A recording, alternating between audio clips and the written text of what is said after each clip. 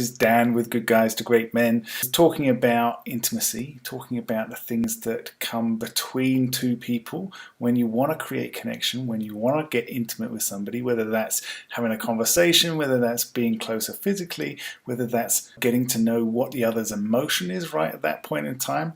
So we talk a little bit about this, talk a little bit about tools, things that get in the way, things that you can adjust to be able to change where you are, where the level of connection is, where the intimacy is, how close you feel, how far apart you feel, what you can do in that kind of situation. So most people think about intimacy as closeness, being close, but then I think people get into a lot of trouble that way.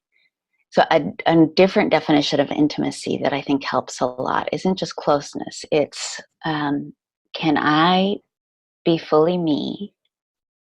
Do I have room for you to be fully you?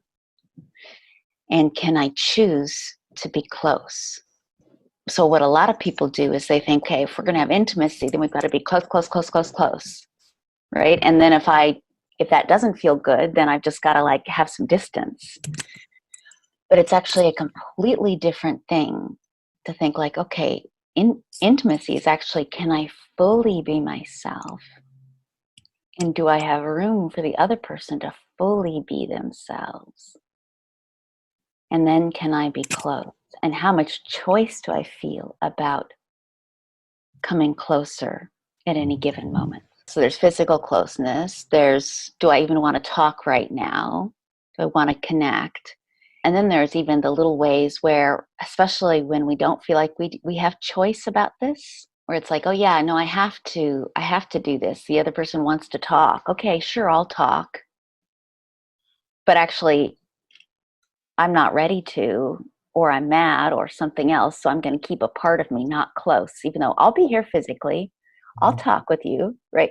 So there's lots, I can hear that. There's lots of layers and it's the dance of intimacy, right? And it's not like an on and off switch. But it really is how much choice and flexibility and capacity do I have to have the intimacy that I want? And that it's not, am I intimate or not intimate? It's do I know where all the dials are that regulate intimacy? And can I choose to have more or less of that at any given moment? It's always naturally fluctuating. Right, but you'll probably find that there are ways that come easily to you and then things that don't. One way to think about this is okay, what gets in the way of us having that? One way to think about that is anxiety. And it might come out as worry or the emotion of anxiety. It can also come out as frustration, or it can come out in different flavors, but it's basically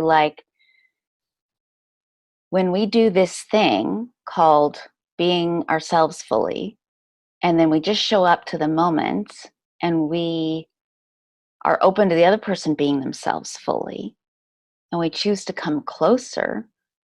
I mean, this is it's an existential reality. We don't know what is going to happen moment to moment. We don't know. You don't know if how she's going to respond to you or what she's going to say, right? So there's this inherent vulnerability in it. And to whatever degree we cannot tolerate our own anxiety of being seen and known, or how the other person might respond to us, to whatever degree we cannot stand it, is a degree that we will manage our anxiety in not the best ways. And I sum this up in three ways: dominate, submit, or distance. But to dominate is sort of there's lots of ways of doing that, but it's okay, well, that means there's only my reality. So this shows up when somebody is not listening to their partner, or because it's too threatening.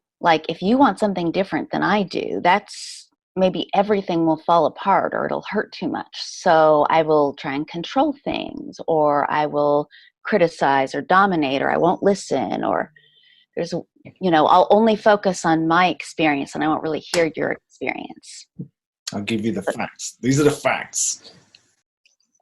Conversely, you can like submit, which is like I'll give up my reality so that there's just your reality. There's room for you to be you, and I don't have needs. I can just go along with what you're saying.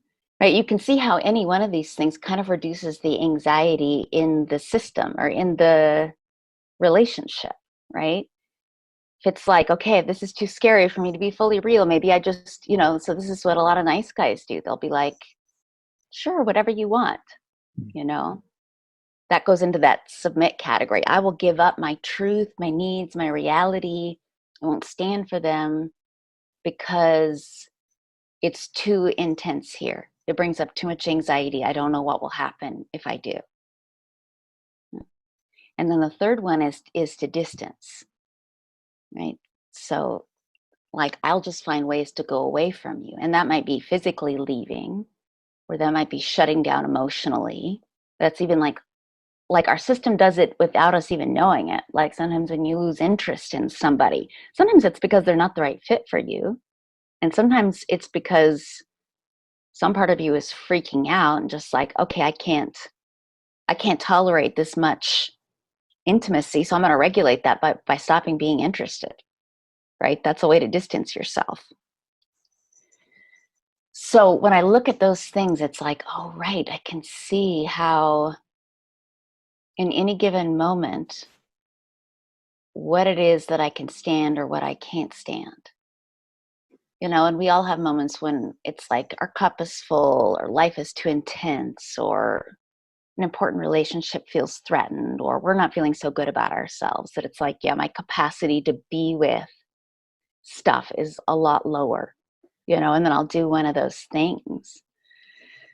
But then the rest of the time it's like, oh, those are some dials, and you might see yourself more in one of them or another. Like, what is it that you do when it gets to be too much? Do you pull away? Do you not talk about your needs and feelings? Do you only notice your experience and not hers? Do you only notice her experience and not yours?